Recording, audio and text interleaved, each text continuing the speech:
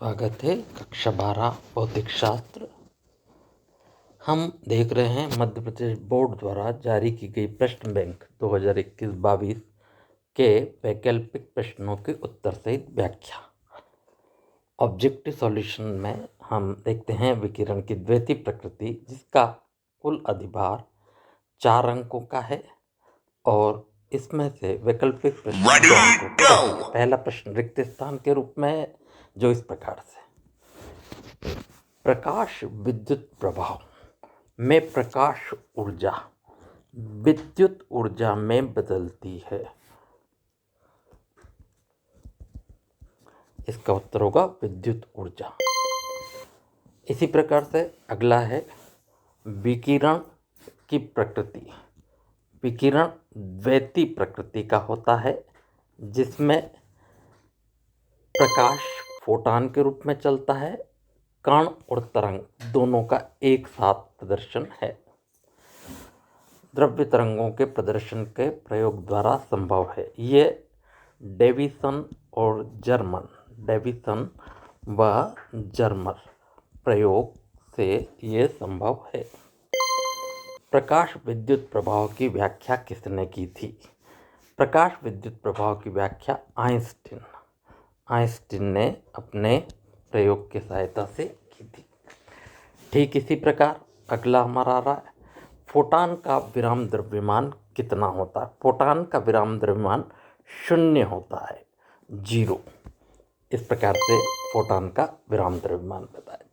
अब हमारे पास नेक्स्ट आता है, सही विकल्प चुनकर लिखें। प्रकाश स्रोत से प्रकाश किस रूप में उत्सर्जित होता है? इलेक्ट्रॉन, न्यूट्रॉन, परमाणु या फोटॉन? तो इसका सही उत्तर है फोटॉन। फोटॉन के रूप में स्रोत से उत्सर्जित होता है। फोटॉन की ऊर्जा निम्न किस सूत्र से प्रदर्शित की जा सकती है? आपको 4 सूत्र दिए हैं। इसमें पहला है E=h न्यू फ्रीक्वेंसी है, आवृत्ति है। इस सूत्र से हम इसको प्रदर्शित करते हैं।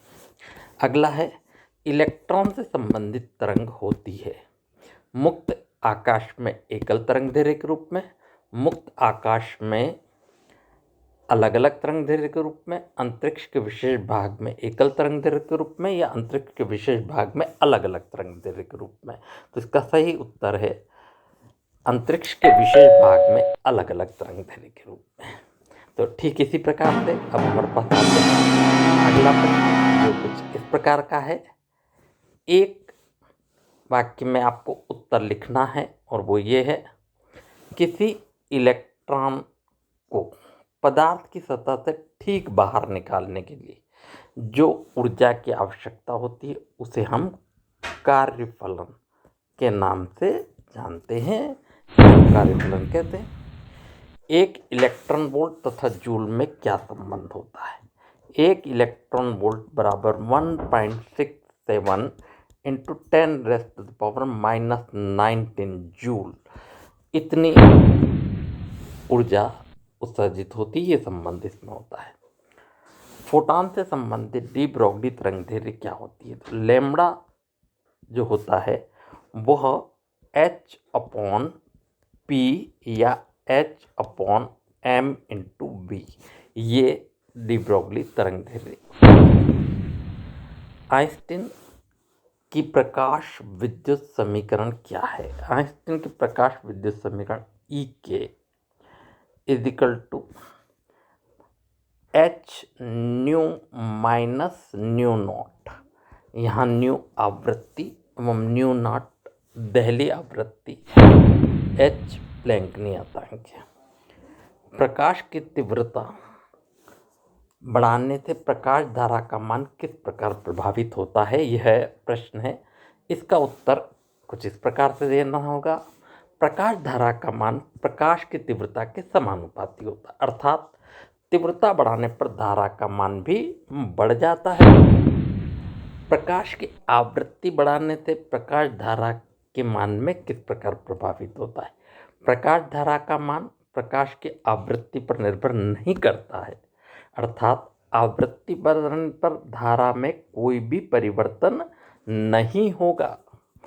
इस प्रकार से अगला प्रश्न अगर हम देखें तो कुछ इस प्रकार से, प्रकाश की आवृत्ति बढ़ाने से इलेक्ट्रॉन की गतिज ऊर्जा का मान किस प्रकार प्रभावित होता है।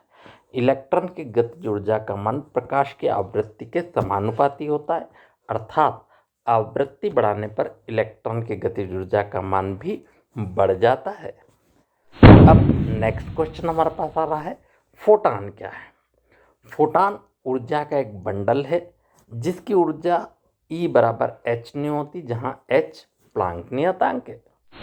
अगला प्रश्न है, प्रकाश विद्युत सेल क्या है। प्रकाश विद्युत सेल वह युक्ति है जो प्रकाश ऊर्जा को विद्युत ऊर्जा में बदल देती है। इसी प्रकार से प्लांक नियतांक के मान व मिमी समीकरण से पूछे गए हैं। प्लांक नियतांक का मान h जो होता है 6.67 इंटू 10⁻34 जूल सेकंड और मिमी समीकरण ml² T-1 होती है।